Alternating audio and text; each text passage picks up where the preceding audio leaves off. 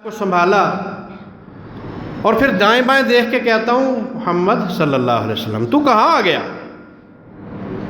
میں ابھی اسی سوچ میں گم تھا کہ رب کائنات نے اپنا ایک پیغام رساں بھیج دیا۔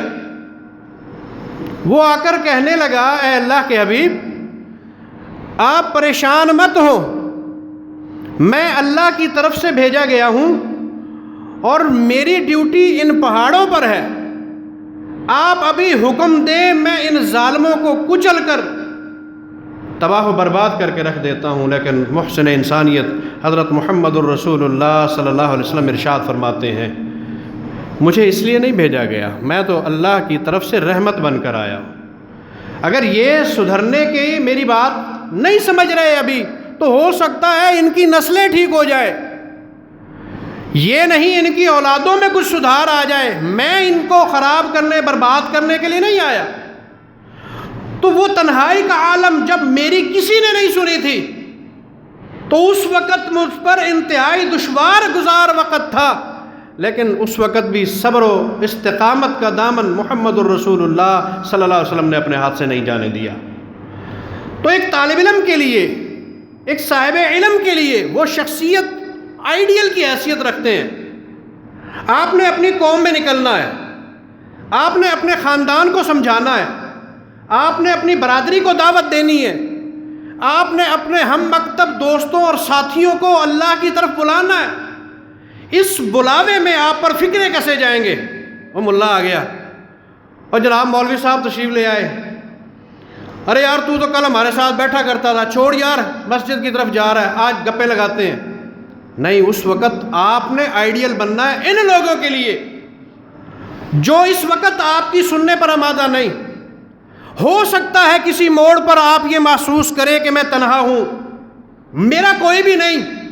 لیکن اس وقت یاد کیجئے گا عزت مآب محمد الرسول اللہ صلی اللہ علیہ وسلم کی آئینہ دار شخصیت کو کہ جو کسی بھی سہارے کے بغیر انتہائی خوشی اور مسرت کو محسوس کرتے ہوئے اللہ کے مشن کو آگے بڑھاتے ہیں، اپنی ذات پر تکلیفیں برداشت کرتے ہیں، فکریں برداشت کرتے ہیں، جملے برداشت کرتے ہیں، لیکن رب کائنات کے دین کو آگے تک پہنچایا اور آخر ایک مرتبہ خوشخبری بھی مل گئی الیوم اکملت لکم دینکم واتممت علیکم نعمتی ورضیت لکم الاسلام دینہ۔ اللہ پاک نے خوشخبری دے دی کہ آج جو میں نے اتارنا تھا وہ مکمل کر چکا ہوں۔ یہ اسی استقامت کا نتیجہ تھا کہ آپ نے اپنے وہ نتائج اور اغراض و مقاصد آج پورے کر لیے جس کو ہدف بنا کر زندگی میں آپ نے اپنا مشن قرار دیا اور اپنی شخصیت کو مشنری کے طور پر قوم کے سامنے پیش کر دیا۔ آپ نے بھی اپنے آپ کو ویسے ہی قوم میں نکل کر پیش کرنا ہے، اس لیے اپنی ذاتی اقدار کو اتنا عالی مرتبت بنا لیں کہ لوگ آپ کی شخصیت کو دیکھ کر ہی مرعوب ہو جائیں اور آپ کی بات ماننے پر آمادہ ہو جائیں۔ آپ کا لباس شریعت کا عینیدار ہو، آپ کی آواز اور گفتگو میں شریعت کی جھلک ہو، آپ کی اخلاقیات میں سے حضرت محمد الرسول اللہ صلی اللہ علیہ وسلم کی سیرت کی خوشبو آتی ہو، آپ کی تقدیر اور لب و لہجے سے، آپ کی تحریر سے، آپ کے ہر زندگی کے موڑ سے وہی خوشبو جھلکے جو محمد الرسول اللہ صلی اللہ علیہ وسلم کی سیرت طیبہ سے آتی تھی، تو پھر آپ کامیاب زندگی بسر کرنے والے ایک کامیاب انسان بن کر قوم کے سامنے جائیں گے۔ آپ کے لیے ایک اور شخصیت بھی آئیڈیل اور نمونہ ہے، سیدنا ابراہیم علیہ السلام۔ رب کائنات نے ان کو بطور آئیڈیل کے پیش کیا کہ میرے ابراہیم کو دیکھو، جب اپنی بات کو اپنے گھر سے شروع کیا، اپنے باپ کو سمجھایا، یا ابت لما تعبد، ابا جان آپ ان پتھروں کی پوجا کرتے ہیں،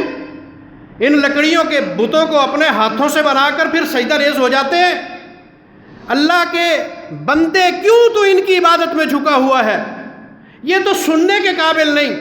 یہ دیکھنے کے قابل نہیں، تو پھر آپ ان کے سامنے کیوں جھکتے ہیں؟ آنکھیں آپ نے بنا دی، دیکھتے تو ہے نہیں، کانوں کو بہترین انداز سے تراش دیا، سننے کی صلاحیت تو ہے نہیں، پاؤں بنا دیے، یہ از خود ایک قدم اٹھانے کے قابل نہیں، اگر کوئی ہتھوڑے سے توڑ دے تو اس کے ہاتھ کو پکڑنے کے قابل نہیں، آپ ان کو فریاد رس بنا چکے ہیں، آپ اپنے سجدوں کے لیے انہیں منتخب کر چکے ہیں۔ ابا نے کہا لئن لم تنتهِ، او بچہ اگر تو باز نہیں آتا لأرجمنک، میں تجھے پتھر ماروں گا، میں تجھے پتھر کے زمانے میں پہنچا دوں گا۔ آج بھی ہمیں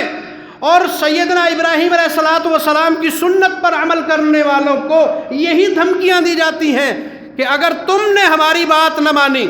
تم نے ہماری معاشرت کو نہ مانا، تم نے ہماری اقدار کو بطور مہذب ریاست کے تسلیم نہیں کیا، تو ہم تمہیں پتھر کے زمانے میں پہنچا دیں گے۔ یہ وہی دھمکی ہے جو محمد الرسول اللہ صلی اللہ علیہ وسلم کے جد امجد سیدنا ابراہیم علیہ السلام کو ملی تھی، اور آج ہم صحیح لائن کے اوپر ہیں۔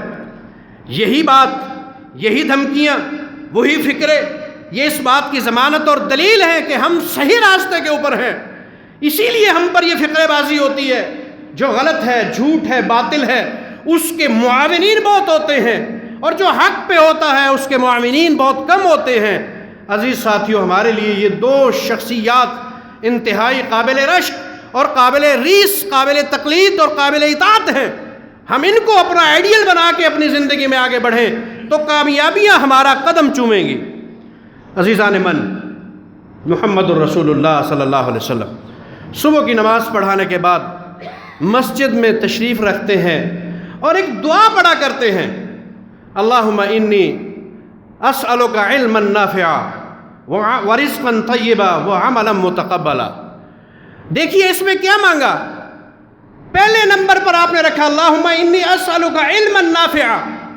اللہ میں وہ علم مانگتا ہوں جو نفع بخش ہے، جو میری زندگی میں، میری آخرت میں میرے لیے کافی ہو، مجھے وہ علم دے دے۔ اور جو علم آپ کو ماں کی خدمت نہیں سکھا سکا، آپ اس کو علم نافع کہیں گے؟ جو علم آپ کو